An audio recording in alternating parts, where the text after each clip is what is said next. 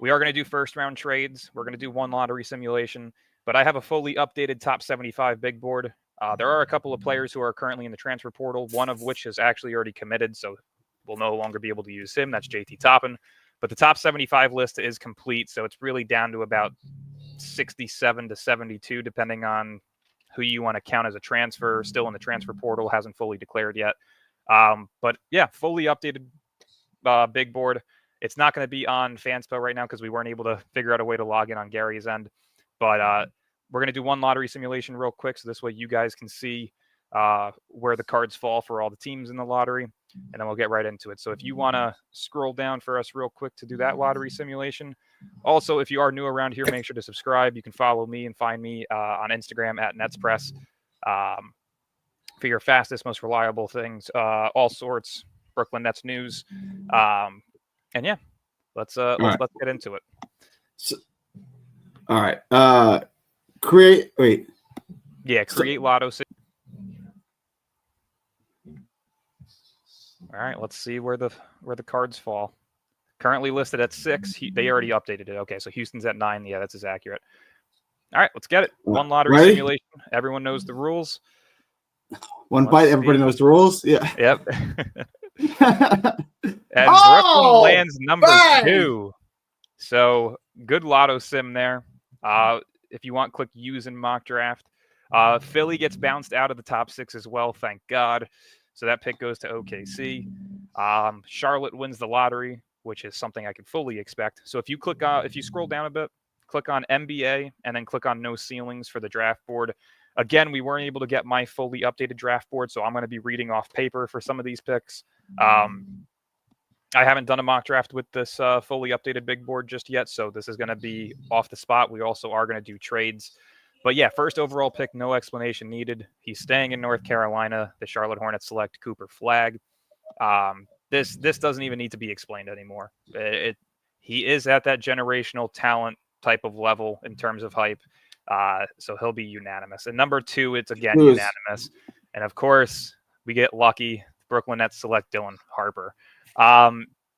Yeah, I mean, this is a dream scenario. If Brooklyn is able to get lucky, I am not going to fully invest in it or get myself happy, but Dylan Harper would be by far. I actually, if I'm just talking in terms of fit, specifically for this year with the current construction of the team, I actually think Harper's a better fit than Flagg. Of course, I think Flagg's the better player, but Harper to me is just the perfect fit to put alongside Cam Thomas and Claxton for next year. So at number 2, we go Harper. And number 3 is Washington. I always have them interchangeable, but in this one, we will stick with Ace. So Ace Bailey going number 3 to Washington. I think they just need best player available with the highest upside. If this was real life, aren't you just already happy? Like, we already got Harper. I don't care if every other draft is a bust. Like, if every other pick is Incadare. We just got Dylan Harper. We get the best player we've probably ever drafted. 1,000%. 1,000%. Yeah. I mean, to me, this kid's floor is a taller Jalen Brunson. And his ceiling to me is of Cade Cunningham or James Harden. So I think that is by far the best pick you could possibly ask for. At pick number 4, the Toronto Raptors. So they bump up, I believe it was from 8 to 4. They're going to go VJ Edgecombe. And again, I think this is another perfect fit to solidify our top 4. They're already in talks about potentially moving on from RJ Barrett. You'd have to think they're maybe going for either more depth or for a potential big man. What do you think the trade market is for RJ Barrett? I think it's going to be pretty high, to be honest. I think that he could fetch at least a first and a protected first. I kind of see his value similar to what Cam Johnson's was. I was just going to ask you about that trade. It's not. It wouldn't get us any draft capital, but I think it would get you a much better player. Would you? Yeah. Would any team consider Cam Johnson for RJ Barrett in a swap? No, because they're already wing heavy. Yeah. So, they already have Ingram. They already have Scotty Barnes. They have whatever that kid's name they got from Utah, I believe. They have a good amount of wings, and they also have, I believe, another pick in this draft. So to me, their focus needs to be point guard or center if they are to draft VJ Edgecombe. And to me, honestly, I think they're a sleeper team for Trae Young. If you were to package quickly and RJ for Trae Young, I think that's a really good potential package. But at the same time, both of their contracts are actually more than what Trae is making. So who knows what Atlanta's going to be able to do with that.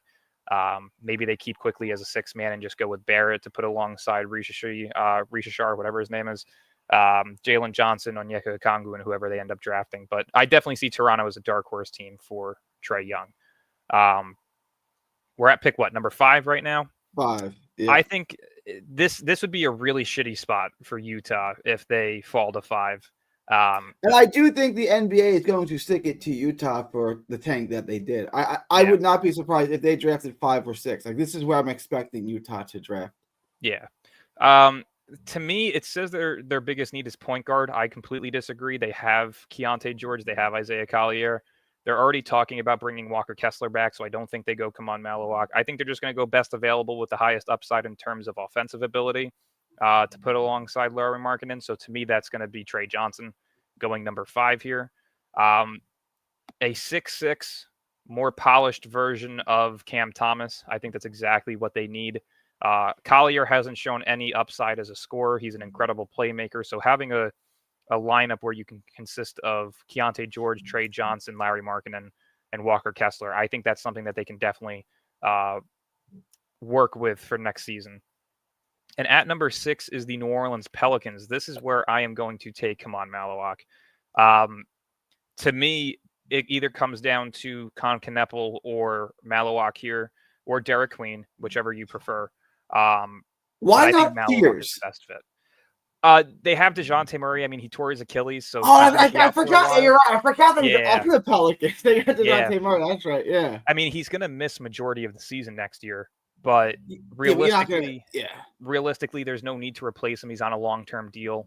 And to me, Uzi, whatever his name is, Missy, whatever they drafted him last year out of Baylor, the center, he's not good enough to be a starting caliber center. So, you already have Trey Murphy, Herb Jones as your focal points. If you miss out on VJ Edgecombe and Trae Johnson, I think they have to go center.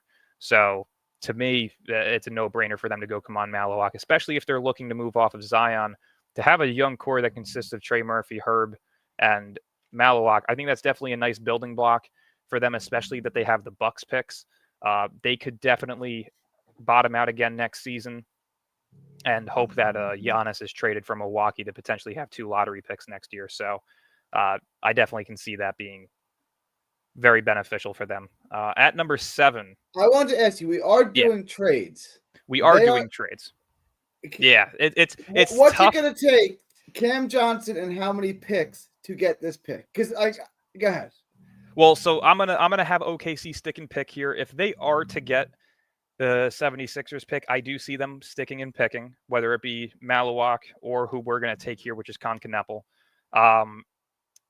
You're going to take Con Kneppel, you said? Yeah, we're going to take Con Kneppel here. I think it's a perfect fit. And I think they also need to start being a little bit more serious with who they're drafting. They can't keep drafting the highest upside raw prospect. They need a guy that they can plug in right away. I actually think they're going to get exposed this year in the playoffs. You're already starting to see it down the stretch of the season.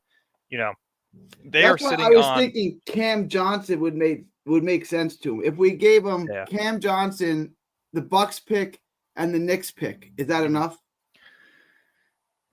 Or would they not want that many picks? Like, we don't need I don't know if they can financially do it because SGA is going to be due for an extension. Jalen Williams is going to be due for an extension. Chet's going to be due for an extension. They're in a position where they will have. Oh no! Did we get an error? We got an error. Restart it. We'll do those quick. Hopefully the lottery didn't change. That would suck. No, it's gonna change. No, go right into it. Go right into it. See if it works. I can't. This is what meaning. Yeah, go down to start draft on the bottom. Let's see if the lottery saves. Yeah, that would suck if it didn't, because that'll fuck this all up. Please be Charlotte. Bang. All right, we're good. So yeah, just go Flag, go Harper. Yeah, we'll run down this real quick before we explain the OKC. So we went. VJ was 4th, correct? So it was basically VJ was 4th, right? Yeah, VJ was 4. Trae Johnson 5. Trae Johnson 5.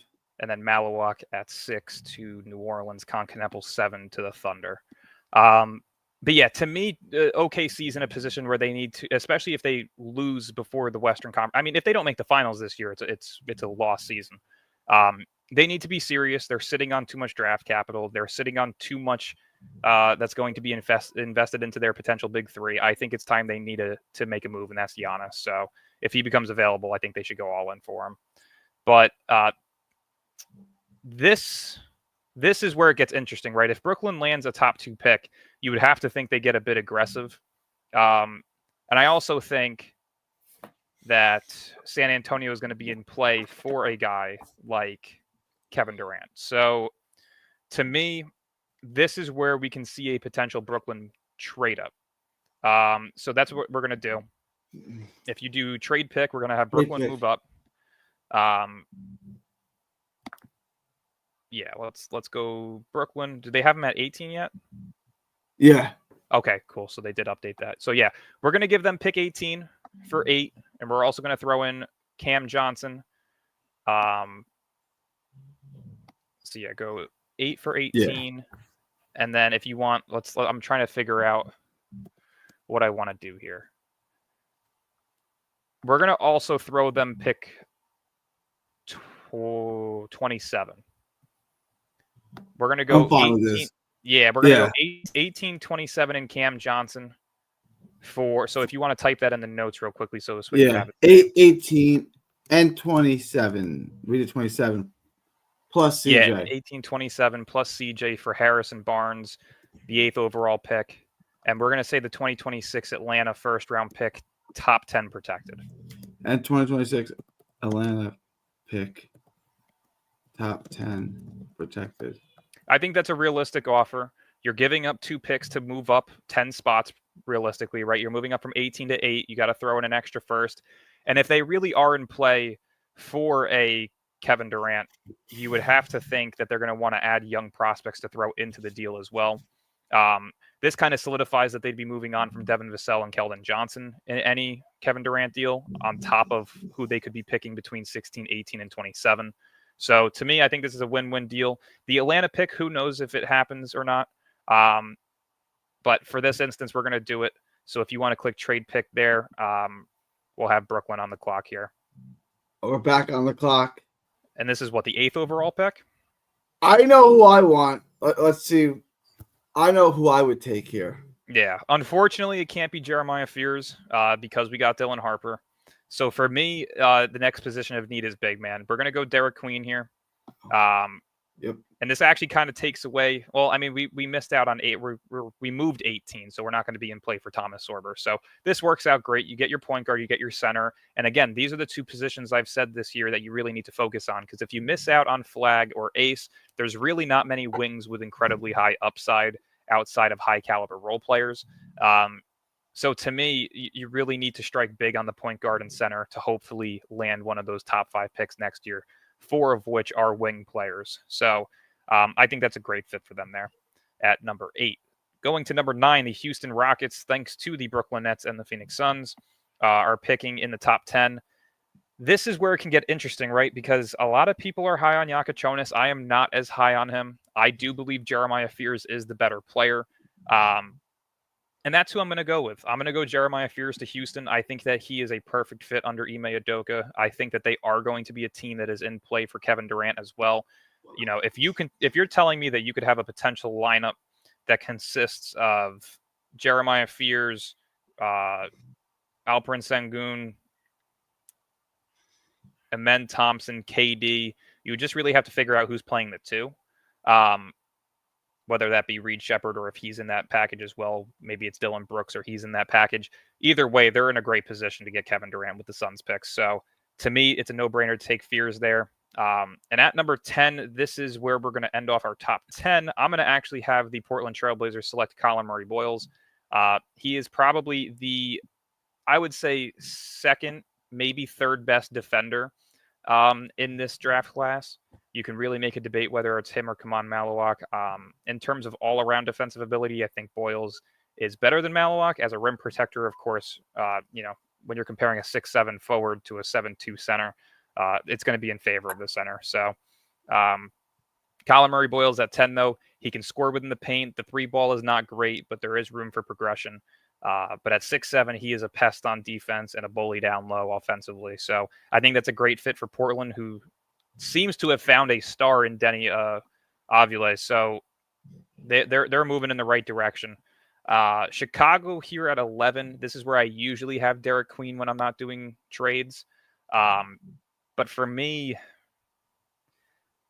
this is where I'm going to have them take Kasparas Yakachonis. I don't think they're going to bring back Josh Giddey. And to me, you need a replacement for Giddey. So why not get a 6'6" guard who does similar things to Giddey in terms of all-around offensive ability, right? He can rebound, he can play make, he can score. The shot's a bit inconsistent, but it's something that could be fixed.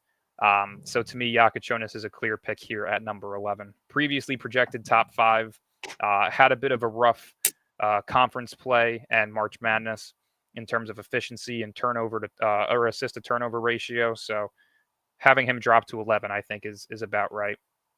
Miami at number 12. He's been a riser. I don't know if I fully agree with it, but I'm going to have the Miami Heat select Jace Richardson from Michigan State. If you click on point guard, he should pop up within the top 5 guys. They got him at 20, yeah.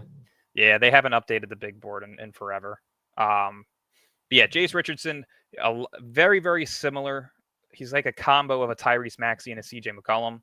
And I think that's exactly what Miami needs. A guy who can defend really well for his size. It moves Hero back to the 2. And you have a young core of Hero, Bam, and Jace Richardson, along with Jaime Jaquez. They're starting to replenish some of their draft capital. So to me, I think this is a great fit for him. They haven't updated their big board recently because they still got him at 20 and they have Fears at 14. They haven't updated their rankings yet. Yeah, no, they haven't. I don't know if they're going to. I even reached out to Fanspo because I've been in touch with them a few times, but they haven't responded. So I don't know when the next time they're going to update it is. But yeah, Dallas is here at 13, and this is actually where we are going to have a trade up. Okay. We are going to let's see some of the teams that are available here in the coming picks. Atlanta, San Antonio, Orlando, Minnesota.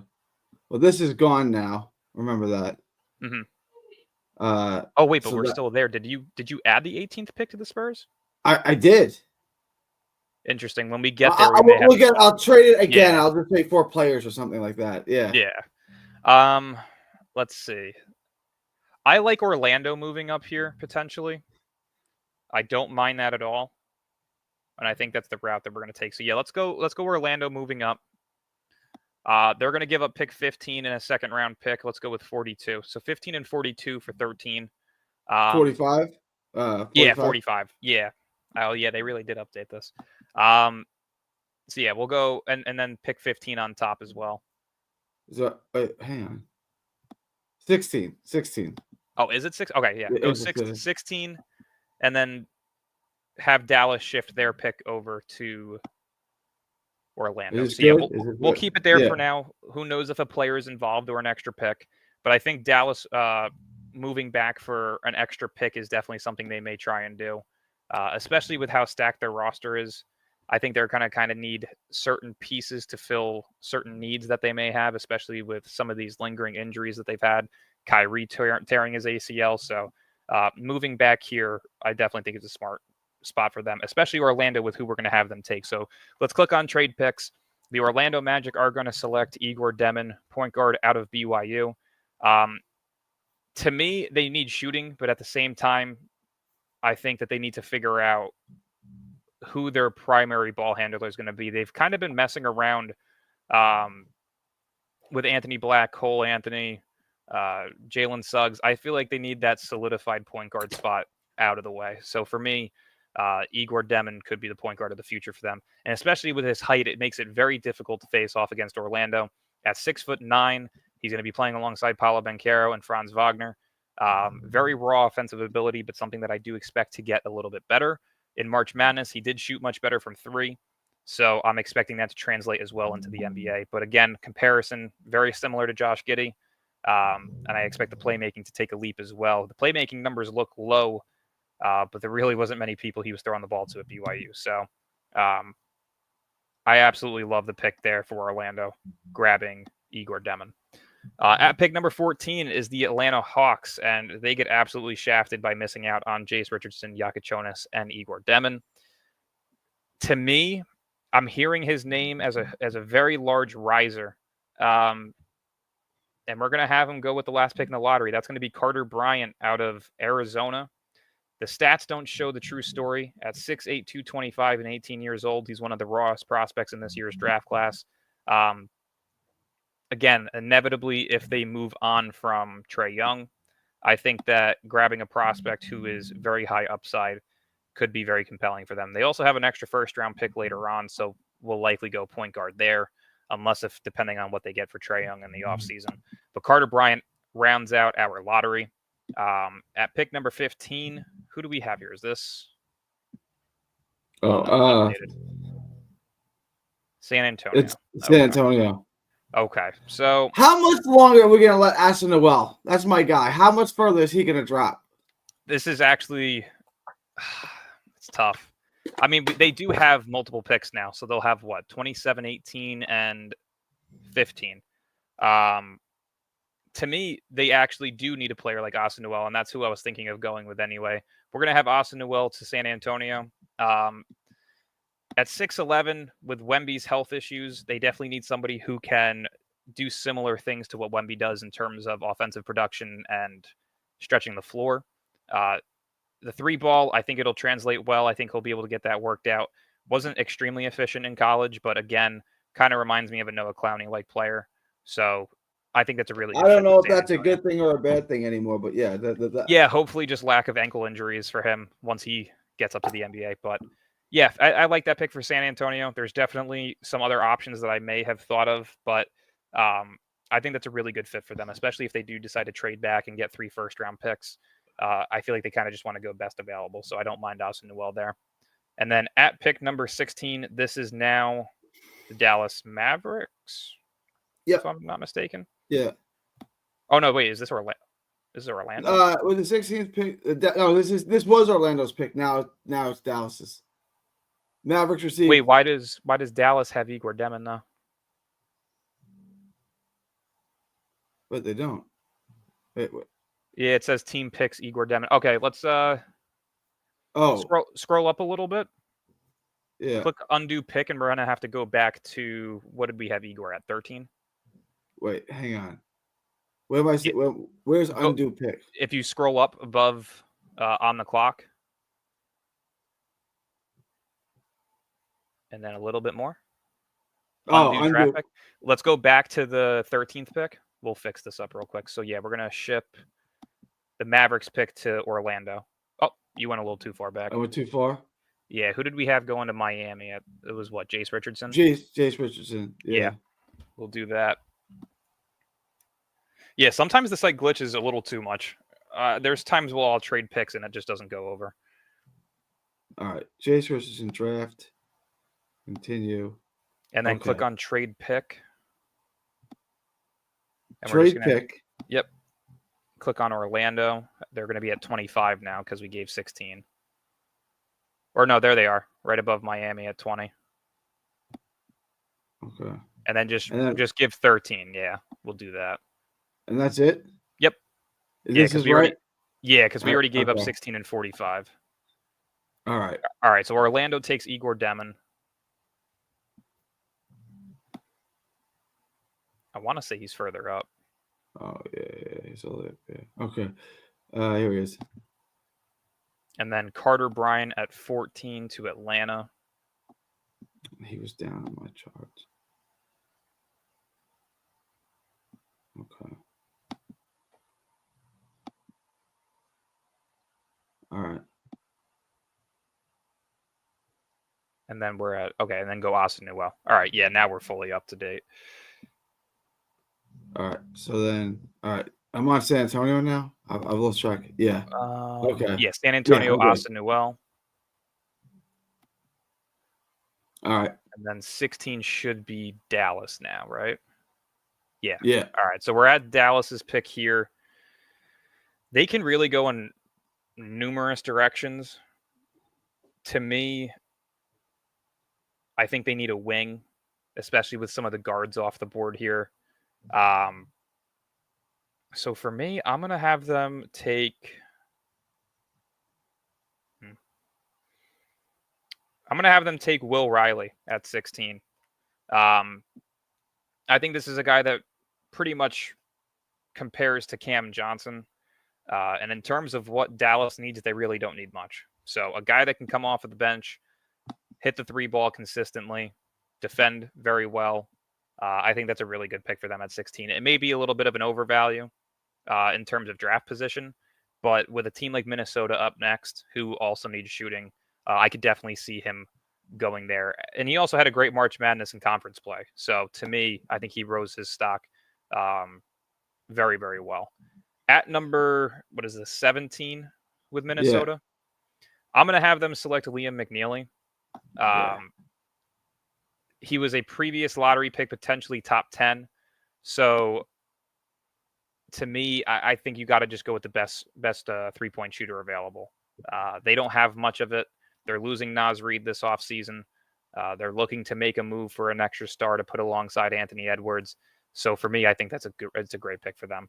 And then this pick was traded to San Antonio. San Antonio. Yeah. So we're gonna fix that real quickly as well. San Antonio was just above, right there at 27. So yeah, this pick goes to San Antonio in the previous deal that we did. And for those who weren't here for it, we gave up Cam Johnson, pick 18 and 27, to the San Antonio Spurs for Harrison Barnes, pick 8, and a future first-round pick that's protected. So San Antonio back on the clock here at 18. And let's see who is on the board currently. I have a couple of guys on my big board that I'm thinking of here. This is tough. There's 2 players that I would think of here. I'm between Ben Seraph and Noah Sangwu.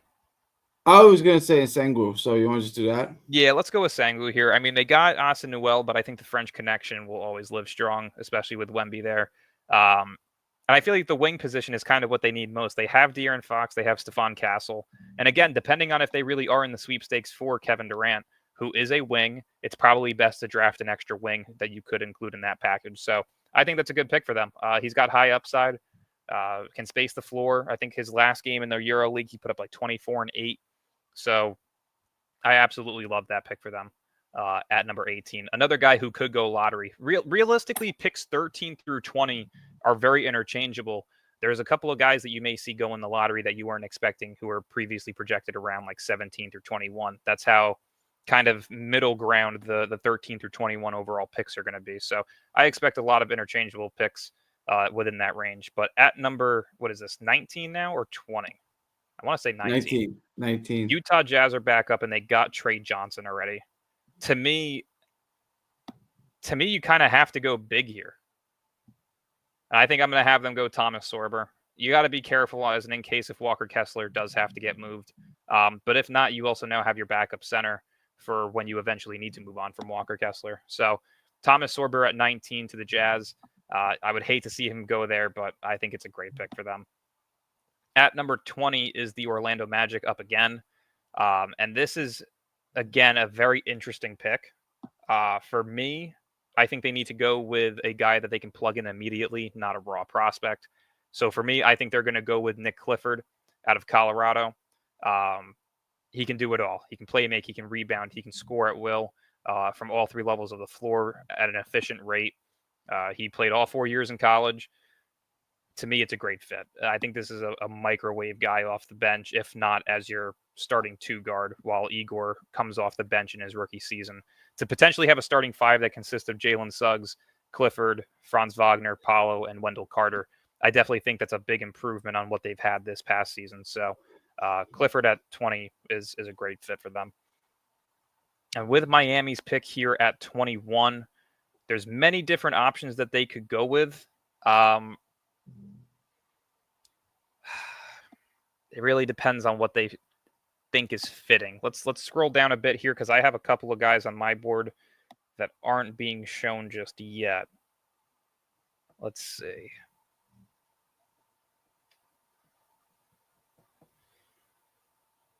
I mean, I could see them trading this pick as well. Yeah, I was just like, oh, nothing here really shocks at me. Yeah, let's go with a trade. Washington has 3 second-round picks, and I believe they also have the 24th overall pick. So I think I'm going to have Washington move up here.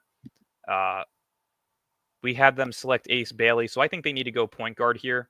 And especially with Miami already taking a point guard, I absolutely love the fit here. So we're going to do 21 for 24, and let's do one of those second-round picks as well. You can pick which one. I definitely think Miami would take this. Yeah, I think Miami would take this simply because they're somewhat in a retool. So having an extra pick, I think, is definitely beneficial for them. So we'll have Washington move up here, and we're going to have them select Nolan Traore out of France. If you compare him with Ace Bailey, that's an incredible draft. Yeah. Nolan Traore was a guy who's previously projected top 5. Had a bit of a rough season, was all the way down to the late 20s. But I think he's risen his stock a little bit. He could go as high as 14 potentially. This is one of those guys that I say could be very interchangeable between that 14 and 20 range. So to get him at 20, 21, I think that's great value for them. All right, we are on to Miami. Miami again, Jesus. I didn't know it was only one pick. Yeah. Yeah, I mean, this is tough because you would have to think this is an obvious pick, but you don't know if he's actually going to declare or not. For this instance, I'm going to say that he did. I don't think that he can slip anymore, especially to a team that would absolutely utilize him to perfection, and that's Yaxel Lendeborg out of UAB. If there's ever been a player that screams Miami more than this guy, I don't know who it would be, because at 6'8", 6'9", averaging 18 points, a double-double, he can play make at will too. Very solid floor spacer from 3. You can see there. I mean, the guy lit it up the last 2 months of the college basketball season. So to me, Yaxel Lendeborg at pick number 22 to Miami is a perfect fit, especially if they look to move off of a guy like Jaime Jaquez here shortly, potentially to package a couple of their young pieces and salary fillers for a third star. They're, like I said, they're kind of in that retool middle ground stage. After moving on from Jimmy Butler, Tyler Hero looks like he's a solidified second, third option. Bam, still a high caliber defensive player and star. So to me, I absolutely love that fit for them there. OKC, this is where I'm going to have to go Danny Wolf. I think it is a perfect fit for Danny Wolf to go to OKC, especially if they are going to look to add a guy like Giannis. The player that would be in that package is Isaiah Hartenstein, simply because of financial purposes. Yeah. And what better way to replace Hartenstein than with a almost comparable version of him? Danny Wolf can play make out of the post. He can rebound at will. Not the greatest defender, similar to Hartenstein, but a guy that'll be able to facilitate an offense and score in the post. I think that's a really good fit for them, especially if they decide to go in for a guy like Giannis. At 24, it looks like this is the Atlanta Hawks. This is their final pick of the draft. And they got Carter Bryant. Yeah, I don't think he can fall any further. This has to be Ben Seraph. He is a combo guard. He can play the 1. He can play the 2. Very good facilitator. And especially if they're looking to move off of Trae Young, I think this makes perfect sense for them at 24. How he's here at 24 is beyond me. I mean, you could have changed him and Nolan Traore potentially with the Utah pick? Yeah. Yeah. I mean, they're very interchangeable. I think the upside on Traore is just a bit more. But if Seraph is there at 24 and they haven't selected a point guard yet, Atlanta got an absolute steal. All right, we're on to 25, and that's Pacers. The Pacers pick is confusing because to me, it comes down to, are they going to bring back Miles Turner or not? And if they can't, they've already missed out on Sorber and Danny Wolf. So now the next question would be, do they go with the replacement point guard, or do they just get another wing knowing that they may move on from a guy like Benedict Mathurin to fill that center position via trade?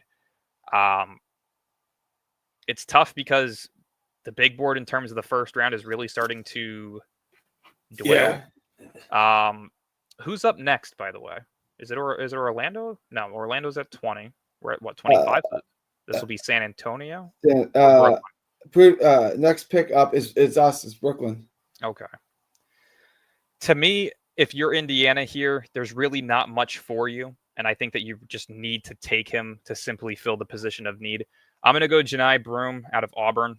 I have him on my big board at 27.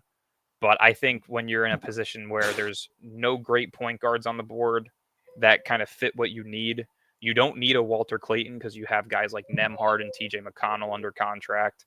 I definitely think that they just need to add some insurance on the big man position. So Janai Broome at 25. I don't hate it. I don't love it. But I think that that's a perfect fit for him, especially if they lose Miles Turner.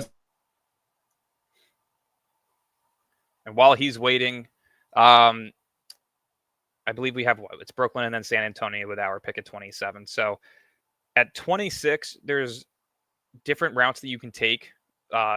Realistically, you're going to have to go wing here. You already grabbed Dylan Harper. You already traded up a haul for Derek Queen at number 8. My big board currently that we have still on the board, let's see. Rasheer Fleming still here, Walter Clayton, Boogie Flan, Addo Thiaro, and Isaiah Evans. That's who I have rounding out my first round. You can even have some second round options that you could go with here. Hugo Gonzalez, Noah Penda, Cam Jones. There's a couple of guys that I like here. We're likely going to take Rasheer Fleming. I think that's just a no-brainer. Bleacher Report's most recent mock draft has us taking him at 27. So I think that this is a perfect fit to add Rasheer Fleming at 26. Personally, I don't understand. We're taking Fleming here? That's our pick? Okay. Yeah, we're taking Fleming there. Personally, I don't understand why he's dropping so much. But again, when you have young players with high upside, teams are going to take that. And especially when you have teams like Washington who's rebuilding, Utah who's rebuilding, you have Orlando that has specific needs in terms of floor spacing at certain positions. You have Miami who's retooling. There's teams within that like 16 through 24 range that really don't need a Rasheer Fleming. So I think that there's a world where he could potentially fall to 26 and land in Brooklyn's lap. So I absolutely love the pick there at 26.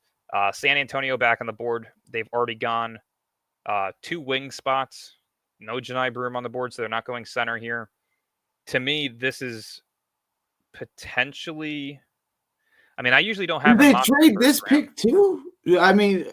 No, I think they stick in picks because I think these 3 guys, 1 or 2 of them would be included in a package for a KD if they're in that position. So it's tough because the only players that I have currently on my big board for the first round that's remaining is Boogie Flan, Addo Thiaro, Isaiah Evans, and Walter Clayton.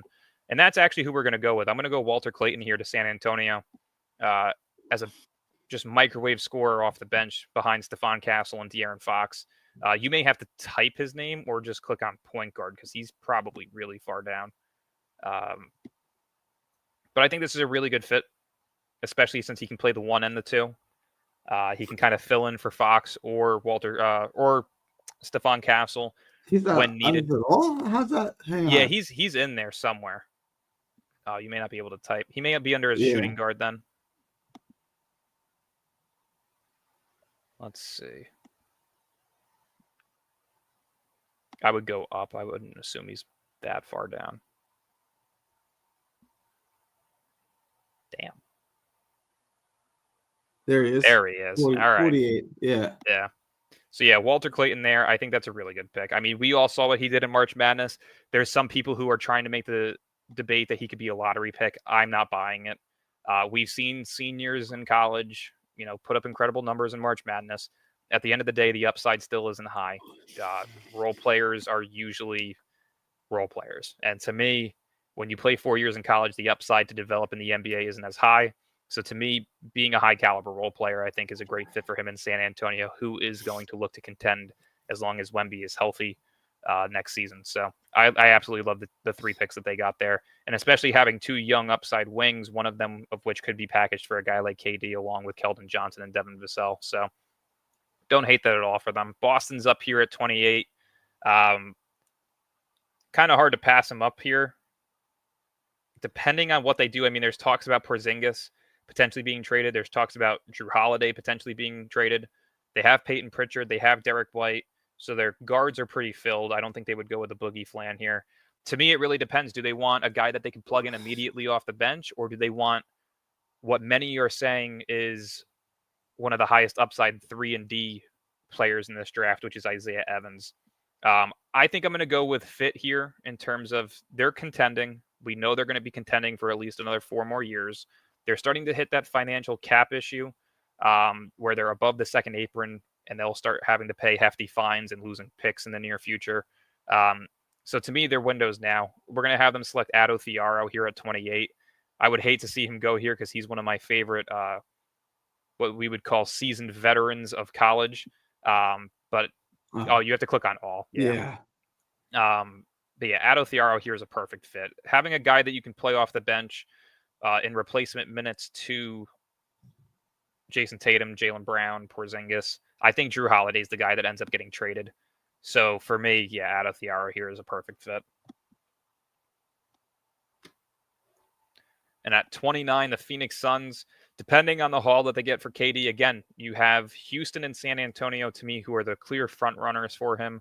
Realistically, Houston's probably going to get it done because they want their picks back. But in a world where they want to try and retool around Devin Booker, I think San Antonio is the team to get it done. So we're going to say either point guard or forward here. To me, Addo Thiaro's off the table. Yaxel Lendeborg's off the table. Rasheer Fleming's off the table. There's really no second-round prospect that I love for them. So I'm going to have them take Boogie Flan. I think that they need a point guard. I think they're going to try and move off of Bradley Beal for anything that they can get. And Boogie showed coming back from the wrist surgery that he is still a high upside prospect. Wasn't really given high caliber minutes. And even when he was on the floor, they really weren't running anything through him. You could tell he wasn't really fully healthy. But I still think the upside is there as a point guard. So I like that fit for him in Phoenix. And then to end off the first round, we're actually going to have him fall. I'm going to take Cam Jones to end off the first round. I think the Clippers are one of those teams that have a very small window of opportunity to win. I don't think they're going to give up on Kawhi and Harden this year. So to me, go grab a guy you can plug in immediately to make an impact. If you want to scroll all the way to the bottom, we'll just give a quick recap of the first round. So this way, for those of you who are just joining, as you can see here, we made a couple of trades, not as many as I would usually do, but usually I try and do like 4 to 5 trades in the first round. I think that's just a realistic number of what you can see. But yeah, there's the picks. Let us know what you think, what changes you would make. When was it the last time that a college team had 2 picks in the top 3 and didn't make the tournament? That's got to be a record. Probably right? Never. Yeah. That's actually impressive. Yeah, I mean it was a bad decision in terms of wanting to be successful in college. It was a cool decision to see, hey, if you're from New Jersey and you want to bring a co-star, but Rutgers just has too many problems. They weren't great within the transfer portal. Their coaching sucks. They don't have enough money to bring in big name guys from the transfer market. So, it's just they're not going to be anything incredible. But to start the second round, we have the Minnesota Timberwolves, who already selected Liam McNeely. The only player that I have on my big board from the first round that's still available is Isaiah Evans, but I don't know if they would go in that direction either. I do think that they go wing. Trying to see here who I like as a fit, because realistically you would need a Naz Reid replacement potentially if they don't bring him back, but I don't see one that I'm absolutely in love with here. So for me, I think that they're going to go with another high caliber scorer. So we're going to give them Isaiah Evans. Again, a guy that you can plug in 3 and D. I don't know if he's going to get huge minutes to start, but we're going to get him off the board here in the start of the second round. With the 32nd overall pick, this is the Celtics. They already got Addo Thiaro. I think this is where you see Maxime Reynaud go. I was going to ask one of the big guys, or Kalkbrenner. You okay? Yeah, I think they go Reynaud, especially, again, if they're looking to move off of Porzingis for, cap reasons. This is a guy who played all 4 years in college. He's ready to go. You can plug him in immediately. He's already drawing comparisons to Brook Lopez. So he can't really space the floor, But do you really need much floor spacing when you have Al Horford, when you have Tatum, Brown, Derek White, Peyton Pritchard, Sam Hauser? I don't think so. And especially if you add Addo Thiaro, there's really not much you really need from him. So a guy that can just grab boards, score inside the post, block shots, I think that's exactly what he brings to the table. So I don't mind that at all. And then at 33 is the Charlotte Hornets. I think they are actually back-to-back here as well. I'm going to have them take... Yeah, I'm gonna have them take LeBaron Filan, point guard out of Alabama, and I'm also gonna have them take Juan Beringer, the French center. I think that they go youth, especially if there's a question whether or not LaMelo Ball gets traded, whether Mark Williams gets traded. So I think they're kind of just filling out the positions of need here. Beringer is actually projected early second round, potentially even late first. I don't see the hype. He's only 6'9", but there is a lot of hype around him. I haven't gotten the chance to go around and watch much of his highlights yet, but from everything that I've read, high upside. So I think it's a really good pick for Charlotte, especially with the draft class. If you get Cooper Flagg, you really did no wrong. So Filan as a potential LaMelo replacement if they decide to trade him, and Beringer as a potential Mark Williams replacement if they decide to trade him.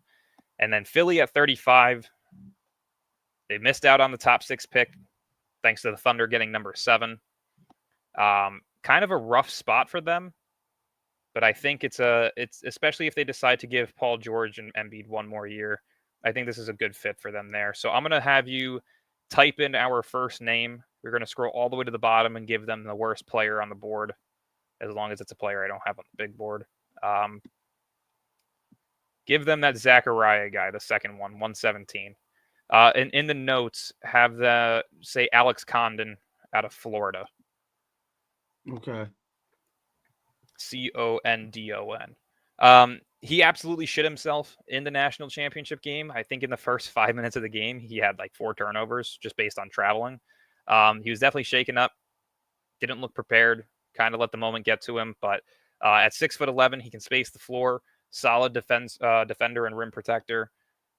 I like that pick for them, especially if they're, like I said, looking to contend with Paul George, Jared McCain coming back healthy, Maxey coming back healthy, and then, of course, Embiid, if he can figure out his knee issue. And then this leaves Brooklyn up with their final pick. Yeah, 36. They've selected 3 top 26 picks, 2 of which were top 10. And to end off the Nets portion of this draft, this gets a little tough. There's really not much I like here. No, Hugo Gonzalez? Yeah, that's who I was going to go. Okay. I'm not the biggest fan of him. I see multiple comparisons to Jonathan Kuminga. I watched his highlights. He looks nothing like Jonathan Kuminga. But this is an absolute Jordi Fernandez pick. The Spanish relation there kind of gives it away. So Hugo Gonzalez, a floor spacer, a guy that can shoot the 3, a guy that can put the ball on the floor and create his own shot. He finishes at the rim well. So to me, if you can get him at 36, I don't mind it. I would not waste a first-round pick on him, though. And then at 37 is the Detroit Pistons. Let's see. Hugo's gone. Jones is gone. Raynaud's gone. Filan's gone. Beringer's gone. Condon's gone. I think that this is a team that will look to either add a shooter in replacement of Tim Hardaway Jr. or Malik Beasley, or they're going to look the defensive end. So I'm kind of stuck in between Miles Bird and Noah Penda here. I think that their wing position is filled. Noah Penda kind of reminds me, in terms of defensive purposes, of Asor Thompson, so I don't think they would go that route. We're going to have them select Miles Bird. I think this is a really good fit for them. The efficiency was not there whatsoever in college, but again, very good shooting mechanics, something that I think will translate very well in the NBA. So I have Miles Bird there going to Detroit. And then at 38, the San Antonio Spurs are back on the board. And again, we're going to go French connection. Give them Noah Penda. I think that...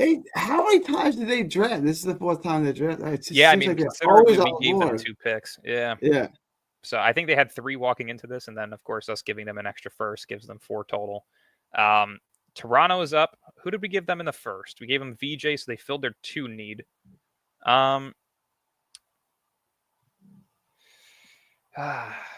This is tough. This is tough. I don't mind going Kalkbrenner here. I think that they do need a center in replacement of Jakopodl eventually.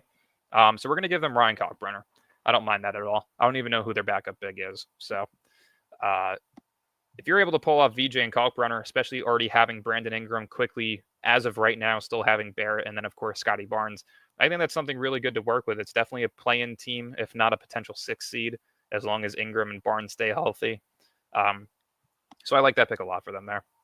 And then at number, 41, the Washington Wizards are back on the board.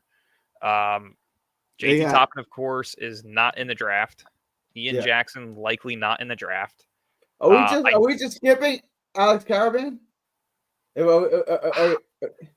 If he's to go, I would think that it would have been either Minnesota or Boston, but the fit wasn't there for them, and especially a team like Washington who needs youth. I mean, I don't hate it, but at the same time, they already have Bilal Coulibaly. If they got Ace Bailey, I feel like their wing position is kind of filled. Ian Jackson? No, I don't even think he's going to be drafted this year. Okay. I think he's staying. I don't mind Bogalajub Markovic.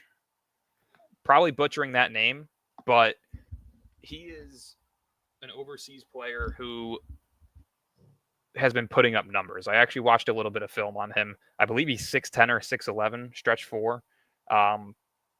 If you click on power forward, you should be able to find him a little bit easier. What's his name? Bogalajub.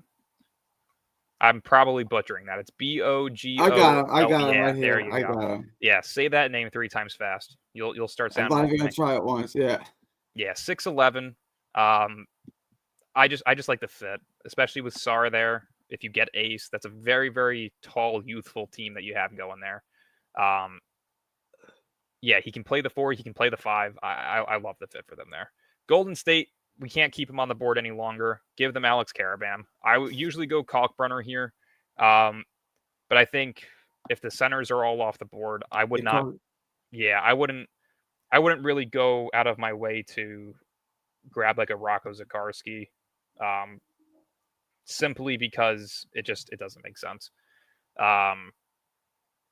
There's a couple of guys that we actually could have written in that I'm seeing now, but I guess we'll have them start going here shortly. Sacramento here at, 42? We're going to do another write-in, and this is Bennett Sturtz. I'm going blank on the college that he went to. Let me check real quick so this way I don't sound like a dumbass. Bennett Sturtz. You want me to just throw this guy in and say it's... Yeah. Type in Bennett Sturtz. He went to Drake. He was the guard that was absolutely lighting it up in conference play and during March Madness. I actually had Drake going to the Sweet 16. That didn't end up happening. But yeah, I think Bennett Sturtz is a really good fit here for them. I'm trying to find his stats real quickly. He averaged 19 points, 4 rebounds, 6 assists on 50% shooting, 39.5% from 3. And a Sacramento team that's kind of retooling after moving off of De'Aaron Fox. They refuse to fully commit to that rebuild. So I think Bennett Sturtz here is a really good fit to plug in off the bench as a catch and shoot 3 caliber type of player. So yeah, I like that fit for them there at 42. And then this is OKC. Jesus. The fact that they have picks should just be criminal. I'm going to go Milos Uzan here. Again, he's not a guy that's on Fanspo, so we're going to have to go with a random name. But Milos is the Houston guard. I believe he's 6'3", 6'4". Again, it's kind of tough because I don't go out of my way usually to find these names. But because Fanspo refuses to update their big boards, it's a little bit more difficult to find these. All right, what? Give me spell the name for me. Milos Uzan. Uzan. Yep. And then do Tucker DeVries because he's not in the draft anymore. He's transferring. Yeah. So Milos here to OKC. Again, just a plug in immediately type of player. Again, they're going to have to make a trade for somebody. And I have a feeling Giannis should be their option. You would have to think Isaiah Joe is gone. potentially Aaron Wiggins, Isaiah Hartenstein. So to me, fill the bench with guys you can plug in immediately. Utah's up again. They've already gotten Trey Johnson and Thomas Sorber. If you scroll all the way up to the top, I think there is a player that I like here for them. Yeah, I'm gonna go Alex Tui, the Australian forward. I think this is a solid fit for them here. It is. It kind of goes along with the typical Utah Jazz player, if you know what I mean. But no, he can space the floor. Kind of has comparisons to Bogdan Bogdanovic. Just a very simplistic game, but one that's effective. So to me, Utah grabbing him there, that's good value for him. And then who do we got up next? The Will Riley pick. What is this? Dallas Mavericks. Dallas. Looking at the big board here, we may have another write-in. Yeah, I'm going to do another write-in. This is going to be R.J. Lewis Jr. I'm just going to use Xavier Lee because R.J. Lewis is not on the draft board? Nope. All right. He wasn't even projected this year when they first started doing polling. But yeah, R.J. Lewis Jr., if you haven't heard the name already, figure it out. Led St. John's to the March Madness tournament. It was their first year making it in a very long time. I'll pull up his stats real quickly as well, so this way you guys have it. Let's see. He is 22, so he is 6'7". He can play the guard, he can play forward, but he averaged 18 points, 7 rebounds, and 2 assists on 44% shooting, roughly 34% from 3 and 75% from the free throw line. This also goes along with 1.5 steals per game. Very, very solid all-around player. And again, Dallas is in that position where you have a short window next to Kyrie Irving, Anthony Davis, Klay Thompson. So put guys who you can plug in right away and play. I like that pick for them there. Up next, the Yakachonis pick. What is this, Chicago? Yeah, Chicago. Yes, sir. Okay. Chicago kind of just needs everything, in all honesty. I don't mind Thomas Haw here. I think he's a center out of Florida. Again, a guy that's going to be a write-in. Okay. Let's see. He is... They have him listed as a forward, but he is 6'9". Spell it for me. Thomas, Thomas. I got, yeah. And then Haugh, Haugh. Yeah, I don't mind that pick there. He can play the 4. He can play the 5, maybe. He's 6'9". But yeah, he had a very, very good March Madness run. Definitely elevated his stock a bit. Averaged 10.6 rebounds, 0.8 blocks, 0.8 steals, to go along with 2 assists on 48.5% from the field. So I don't mind that pick for them there. He is a sophomore, so still a little bit of upside for him. It's not like they're drafting a junior or a senior. But yeah, I kind of like that fit for them there, especially if they're looking to move off of Patrick Williams. They also still have Vucevic for a year. I'm not sure if they're going to move off of him or not, but we'll see. Who's up next? The Miami Heat. Jace Richardson and Yaxel so far. Yeah, I mean, if this guy falls into their lap, congratulations. We're going to go Drake Powell here. Again, just a Miami Heat to heart. We don't know if he's going to go in the draft just yet, but there's no official transfer that I've seen at least. So one of the high caliber defenders in this draft class. They have Tyler Hero. You have Jace Richardson. You have Yaxel. You have Bam. You have Jaquez.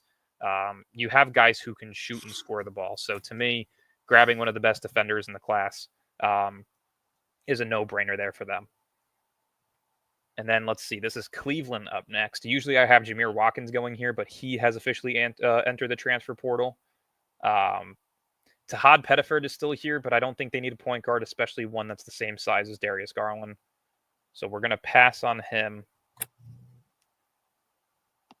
Do I want to go with him this early? Let me see what position he plays. Let me take a leak right quick. I'll be right back. Sounds good. Yeah, I don't mind this pick here. I mean, if you guys haven't heard of him yet, Micah Peavy out of Georgetown. He's a 6'8" forward senior. Averaged 17.6 rebounds, 4 assists on 48% from the field, 40% from 3. This is definitely a Cleveland Cavaliers pick. So that's probably who we're going to have them take there. By the way, too, for those of you who are wondering, top available players on my big board still: Tahad Pettiford, Tyrese Proctor, Stojakovic, Darian Williams, who just entered the transfer portal today, Caleb Love, Cedric Coward, Chaz Linier, Sergio Delaria, Carter Knox. So there's a couple of names still that are on the board that will be taken here shortly. I have Cannon Catchings on here as well, but I believe he entered the transfer portal as well. So it's a little bit difficult, especially when you have this kind of strange part of the month, right? Over the next month, you're going to have guys entering the transfer portal, committing to schools, but then potentially leaving those schools and declaring for the draft. Yaxel Lendeborg being a perfect example of that. So to me, yeah, I'm going to probably have them take Micah Peavy here, unless do they go with Chaz Lanier? Let's see. Can Chaz Lanier play the 2? Because if so, I think that's a perfect fit for them. He's 23 years old. Jesus. Yeah, 6'5". I'm going to have them take Chaz Lanier. This is going to be another write-in. The Tennessee guard, so far in his, what is this, his fifth Chaz, year? L-A-N Lanier. Yeah, Lanier. Yeah, he's 6'4", 6'5". He can play the 1. He can play the 2. Mainly the 2. It looks like he's more of a scorer. 18 points, 4 rebounds, 1 assist on 43% from the field, 39.5% from 3. I think that they just need a 2 guard, really, and somebody who can score off the bench. Chaz Lanier definitely fits that description. If you want to go Magoon Gwath, I don't think he's getting drafted. Yeah. I think he entered the transfer portal as well. All right. Who is up next? The Clippers. They got Cam Jones. We're going to give him to Tahad Pettiford here. We got to get him off the board. I had him on my big board at 41. I believe we're at, 50 now? Yeah, he's up here somewhere. I saw him before. Yeah, here he is. Yep. Yeah, I definitely think they can go guard depth. You got a ton of wings. There's really no center, again, that I'm just in love with at the 49th pick. So I think that that's a good fit for them. The Utah Jazz, they already got their big man, so I'm not going Rocco Zakarsky. They've had a good draft so far. Trey Johnson, Thomas Sorber, and Alex Tui. They had a good draft. This is the 4th pick. Definitely, and we're actually going to add a veteran point guard for them. I'm going to have Tyrese Proctor go here. With Xavier Lee. Yeah, with Xavier Lee in the transfer portal, there's really not another point guard that I just love here. And I think Proctor's that veteran presence that you can add to that Jazz team to kind of elevate them a bit to where they don't completely suck all the time. And especially when you have Trey Johnson, you need another good ball handler off the bench to help him out. So I definitely like that pick there and the value at 50. Let's see. Who is up next? The Knicks. The Shits. All right. Let's see. On my big board so far, pretty much the top 47 are gone. I don't mind Stojakovic here. Caleb Love makes a lot of sense. Do they go high upside with Ding Pate? Thomas Ball is already... Actually, no, this is going to be the Micah Peavy pick. No, go Stojakovic. Yeah, right there. Let's go Stojakovic. I like the value for him there. Sophomore, of course, the son of Peja, averaged 18 points, 5 rebounds, lit it up from the floor. I believe he was shooting, 42.5%? Especially on the volume that he was taking, that's really good. So I like that pick there a lot for him, even though I hate them, of course. But Washington's up here. Let's see. We've gone Bogo, Ace? Yeah, Ace and Nolan Traore. So they got their 1, 3, and 4. I'm going to go Rocco Zakarsky here. If they can land him at 52, that's an incredible value. Probably the best available big man left on the board. And again, that's a very slim position over in Washington. So to grab a guy with some upside, I definitely like that there at 52. There it is. Yeah, he's over. They don't do overseas stats, so unfortunately we can't see those. Phoenix up here. What is this, 53? 53. They've taken Boogie Flan so far. Okay. Yeah, this is where they already got their high upside young guy. Again, though, they're retooling, so they're going to try and be as competitive as possible, potentially, unless, of course, they trade KD to the Rockets and get all their picks back. But they have Aaron Scott as a top 50 prospect. I mean, I have him in my top 75, but Do you? Okay. I do. Yeah, he's a very solid defender. Usually I have him going to the Cavs with the last pick sometimes. I'm going to go Micah Peavy here. I don't think he's on the board. Actually, you know what? No, we're going to stick with upside. Go Dink Pate here. I don't mind that for them there. Yeah. I've had him in my top 40 forever, but I dropped him all the way down. There's just too many risers in this class, and his inconsistencies became a bit of an issue. So I'm going to go Dink Pate there. He can play the 1, he can play the 2, he can play the 3. Very versatile, very solid defensively. The offense is a bit inconsistent, but I think for Phoenix, especially, again, if you're retooling around Devin Booker, you just need to add some youth with some upside. And at 53, that's an absolute steal. Indiana up again. They haven't gotten their center, right? Or did they go Janai Broom? They got Broom. Yeah, 25. Okay. Broom. So they got Janai Broom. I feel like they need to go guard here. They have too many wings. I'm looking at, is Cedric Coward a guard? Let's see. He's not on the board either, by the way. 6'6", he can play the 2. I don't think that's what they need. Yeah, but he can play make a Caleb Love? I don't mind Caleb Love either, but I don't know. This is like a personal bias, but I absolutely love Kadary Richmond out of St. John's. Yeah. The offensive game's a bit inconsistent, but he is a walking 6+ rebounds, 6+ assist type of guy. Richmond's on this. Kadari's on this too. Yeah. So. Yeah, Richmond's definitely there. I know that. There it is. Oh no, wait. Yeah, I want to take Richmond, or I don't know. Caleb Love raised his value so much. Yeah, go Caleb Love. We'll go Caleb Love there. Yeah, if you watched what he did with Arizona in March Madness, you'll know exactly why he's back in the second round. Just a microwave scorer. And I think that's kind of what Indiana needs, right? When, Tyrese Halliburton shitting himself like he pretty much did all season long. You kind of need somebody to come off and score. Yeah. All Let's see. The Lakers. 55. We're almost through this draft. Let's see. You would have to think that they're trying to build something to win now, especially with Luka there, potentially LeBron in his last season.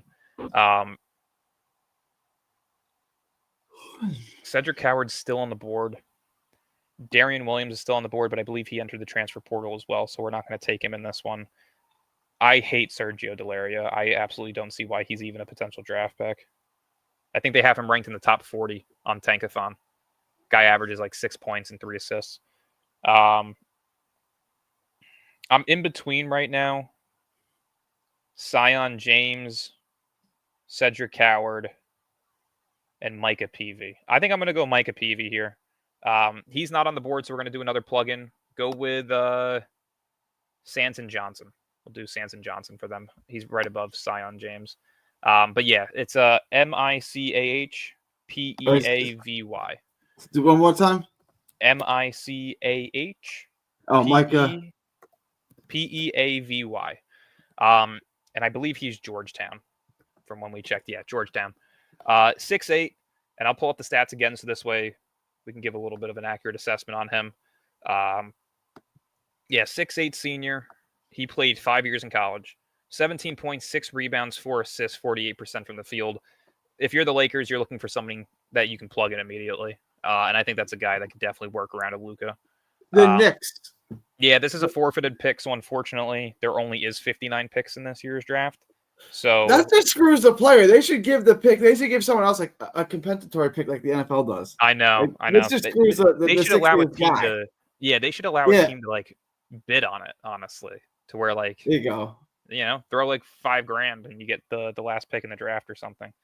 Yeah, I mean, because it's a wasted pick, I'm gonna go with somebody who I feel like could be drafted, but may not be. What is this? What were the violations? Do you know why they're losing this pick? I think this is the Brunson investigation when they tampered with his dad to get him there. Okay. So go Peyton Sandford here. I think he is a guy that could get drafted, but again, with his age, they may try and just do undrafted rookie with him. So we're going to go Peyton Sandford. I mean, if that was the next pick, that's who I probably would go with. But because it's forfeited, we'll go with somebody who I think is a borderline second-round pick. Memphis is up here, and this is their first pick. Jesus, that's horrible.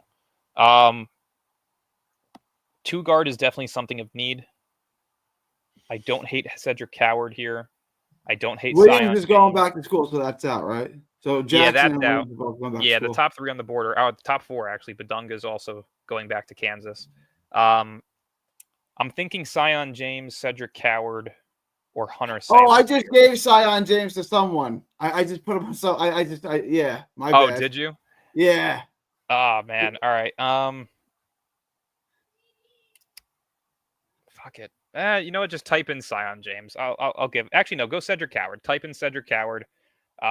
We'll go with give them Brandon Garrison. Hang on. If you scroll all the way to the bottom, give him that. What is that? Taman? I can't see. It's a little blurry. Yeah. We'll give. Well, yeah, go Cedric Coward. I believe he's Florida as well, if I'm not mistaken. If not Tennessee. Could be completely wrong. Oh, yeah, completely wrong. Washington State. Cedric Coward, 4-year guy, senior. Averaged 17.7 points, 7 rebounds, 4 assists. He shot 56% from the field and 40 from 3. So this is a really good fit for Memphis, especially for a team that could use a backup too.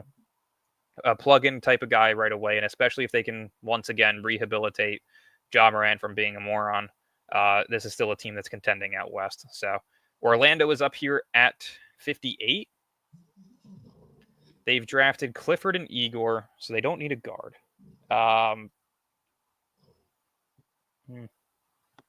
Let's see. We've already taken Peavy. Hunter Salas is still on the board, but I don't think they need another guard. I could see this being the Sion James pick. Because he could space the floor. Yeah, right in Sion James. Go with that Ben Henshaw or whatever. Herschel. Or Sam Walters right there.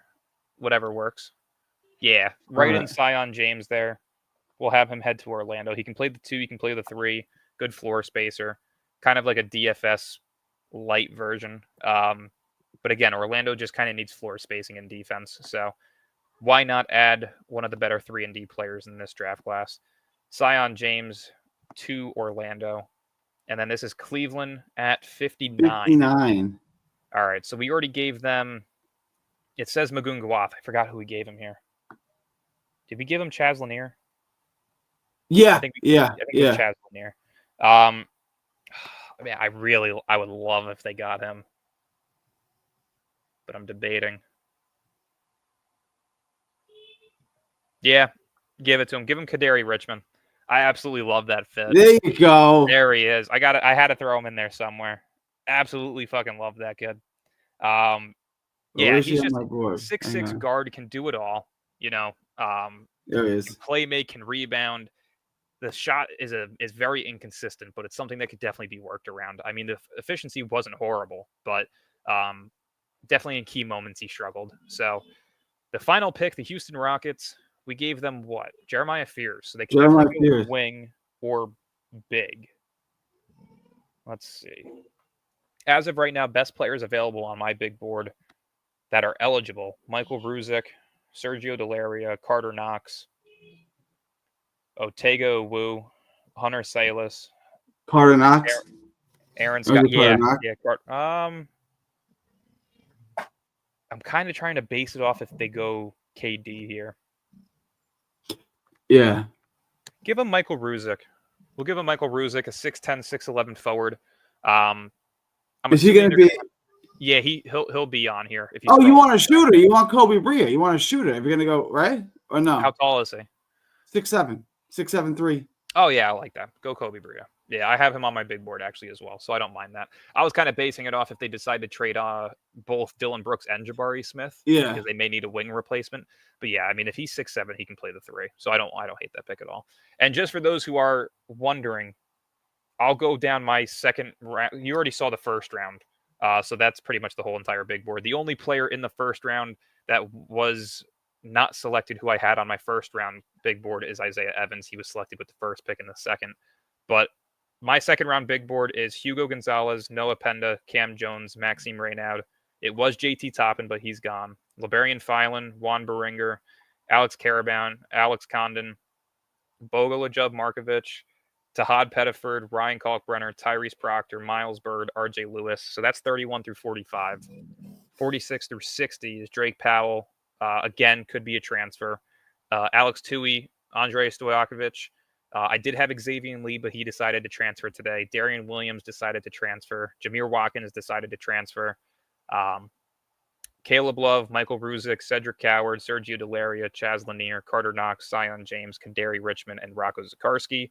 And then to fill out the final 75, 61 through 75, Peyton Sanford, Otega Wu, Hunter Salas, Cannon Catchings decided to transfer. KJ Lewis, I believe he's in the transfer portal right now. Aaron Scott, Jalen Lowe, Baba Miller, Bennett Sturts, Thomas Haw, Micah Peavy, Milos Uzan, Kobe Bria, Ding Pate, and Hansa Yang, the Chinese center. So that's pretty much my top 75. Again, we're going to have a little bit more information on who's actually going to be eligible in the second round based on the transfer portal. I believe the deadline for that is like 2 or 3 weeks before the draft lottery. I could be completely wrong on that, actually. Let's look that up real quick. But Gary, what are your thoughts on the draft? Anything that you would change, Nets related, just in general? What do you think? Oh, you're muted. I think the Nets hit an absolute home run. If we walked away with this draft, we're good. Like we drafted 2, and then what was it, 8 again? Yeah, 8 with Derek Queen.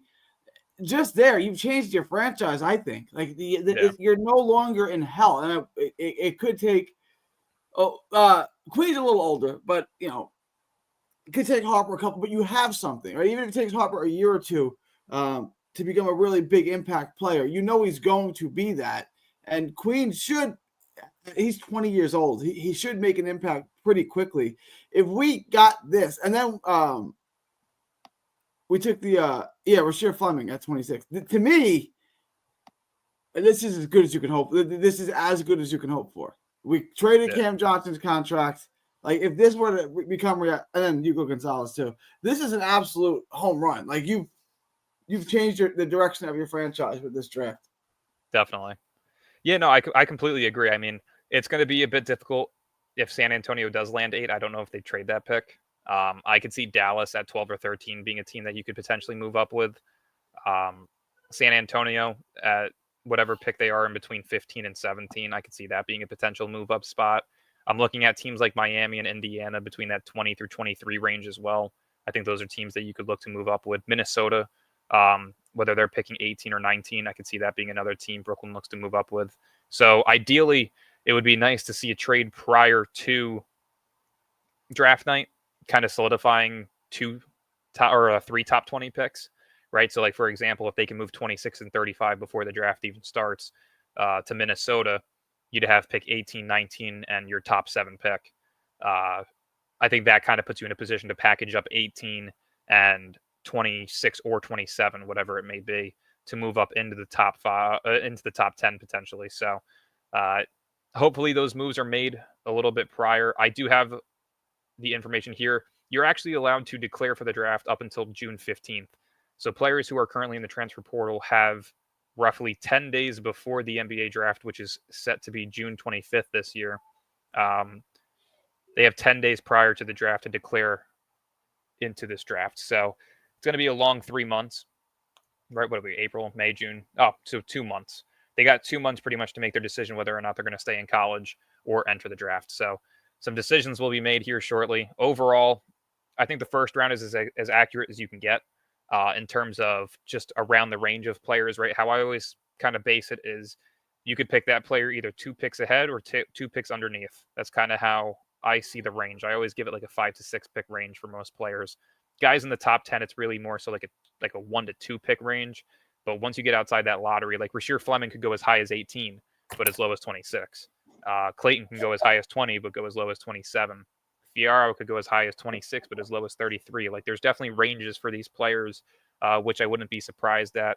But I definitely think we are getting a bit more and more accurate with these mock drafts as we go along. So hopefully we can do another one in about 2 weeks. Well, let's try to do one if we can every week. I mean, we don't have there's no basketball left. But that's true. basketball left. Let's try to do one a week. Yeah, I'm down for it. Any final thoughts on this one? What changes would you make? Let's hear it. Let me pull this up. For the Nets, I wouldn't change anything. I wanted trade. No, a lot of this is good. There was a couple of guys. Fears, I would have go probably higher. I'm not sure where. I just can't at a certain point you just gotta take the best player available. I know. And then same thing. I like Asa Noel a lot. I don't know if other teams feel that way. 6'11". I'm seeing him mocked between 17 and 21 now. All right, which is crazy. Yeah. It is the top 20 picks. It is kind of loaded, right? But to me, so they have Liam McNeely going ahead of Austin Noel in a lot of drafts. I know 1 to 3 and 1 to 4, but they're going to fill a lot of the same space. Like they're going to stretch, and Noel's got a better mid-range game, and he can shoot the long ball, and he's 6'11". I haven't looked at the rebounding stats, but I would imagine Austin Noel's a better rebounder than McNeely too, right? Yeah, I would agree. I mean, Austin Noel has a ton of upside. So, why am I taking Liam McNeely over Austin Noel? Yeah, I mean, I completely agree. I mean, like I said, the most recent mock draft I saw, I believe, had Asa between 17 and 21. McNeely was at 18 to Brooklyn. Actually, if you want to go over that one real quick, Bleacher Report's most recent mock draft, I think it was Jeremiah Fears, Liam McNeely, Rasheer Fleming, and Yaxel Lendeborg to Brooklyn. I forgot who their second round pick was. If you want to look that up and share it, maybe we can go over it real quick.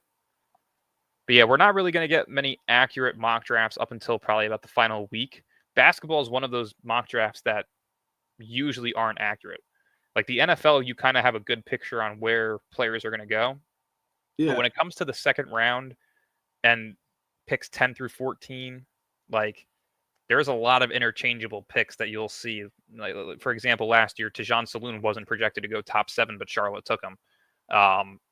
He was a guy that was projected 12 through 14, if not just outside the lottery. So there's changes left and right. Like Rob Dillingham wasn't projected to go top 10. Again, he was late lottery, just outside the lottery, and Minnesota ended up trading up for him.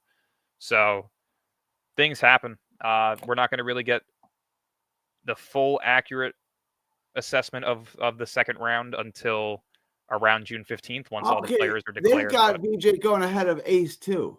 Okay. Yeah, because of Charlotte. Yep. Yeah. That's why I said if it's Charlotte and they want to keep LaMelo Ball happy and have a future with him, VJ's the pick by far. You can't put Ace next to Brandon Miller. It just defeats the whole entire purpose. But yeah, there's a couple of teams I would have VJ go. Yeah. Mallywack. Mallywack's going to go before. The upside on Mallywack is crazy. He's going to go before 10. Problem is just the fit. Yeah. Some teams aren't really, Houston, for example, really doesn't need a Mallywack. Colin Murray Boyle. Someone's got to trade up for him then, right? You can't let all of these names go ahead of him. I gotta get him. Looking at the Tankathon projections, right? Not projections, but just the fits within the lottery, right?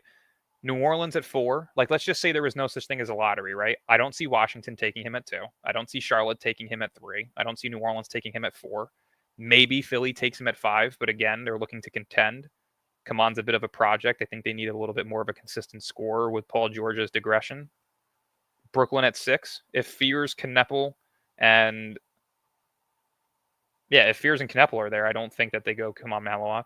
The Raptors at 7, I could see that. The Spurs at 8, maybe. Houston. I want to ask you about this. But go ahead. I want to. They have him listed as a center, and I want. Mm-hmm. There's no way Austin Noel is playing center, not at this size, right? 6'11". They listed him at 220. He looks about 180 pounds to me, right? But I want to ask you: is that he's not? No, he's a 4. Yeah, he's a 4. He's a 4 that'll be put in a position to have to play the 5 probably. But he'll play 5 in small doses, but he's not going to play the 5 for 25 minutes a game, right? No, there's just no way. Yeah, definitely not. Yeah, I mean, Danny Wolf could definitely go higher. There's upside for him, but it really just depends.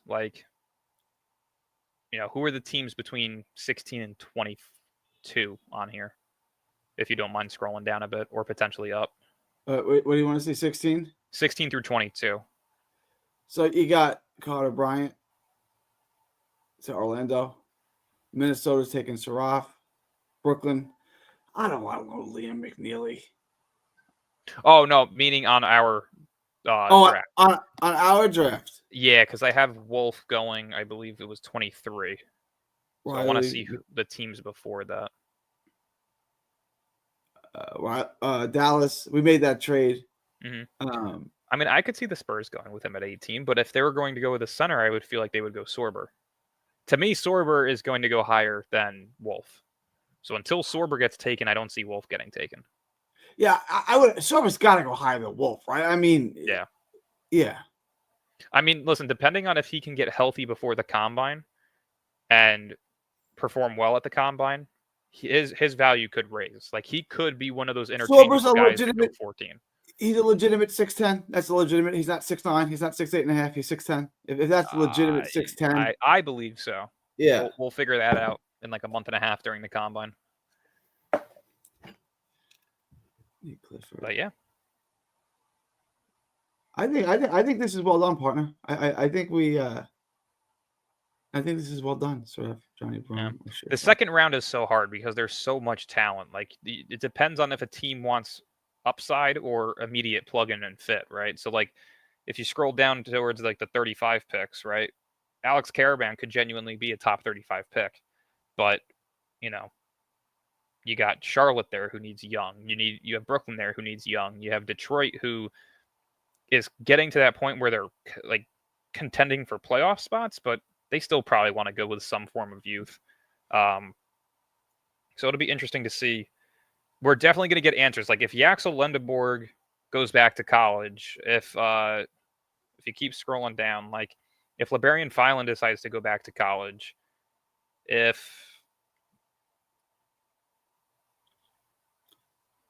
a few other guys, but you get the point. Like, there's certain players that if they go back to college, that there's going to be guys who rise up the rankings. But yeah, I mean, I can't complain at all. Like I said, there was about 12 other guys who are on my big board that could genuinely be late second round picks. I mean, the guys that we didn't take, Hansi Yang, the center out of China, Baba Miller, Jalen Lowe, Aaron Scott, Hunter Salas, Otego Wu. I don't think we took Carter Knox, Sergio Delaria. That's already 8. Yeah, I mean, there's about 8 to 10 guys that we didn't take who genuinely could be second-round talents. So depending on these transfer portal moves, they may be bumping up into the draft as well. So we'll find out shortly. But any last comments, thoughts? No, I think that's well done, partner. I will try to bring you one next week. I will let you know the day and the time as we get closer. But I think doing this once a week, I think it's a good exercise and it gets us closer. We'll see how it progresses as we get closer and we find out the actual lottery order and everything. It'll get more and more accurate. But this was good. Definitely. Yeah. Well, listen, I appreciate everybody for tuning in and joining. Gary, thanks for jumping on such quick notice. We were originally going to do this tomorrow, but wanted to get this out to you as quick as possible. So leave a comment. Let us know your thoughts, what you would change. Make sure to subscribe, whether you're watching us on the Nets Press podcast or the BK Nothing But Nets podcast. Make sure to follow Gary on Twitter. Make sure to follow me on Instagram at Nets Press. And Gary, any final messages? No, that's it. From Texas to the world. Thank you. God bless. Later.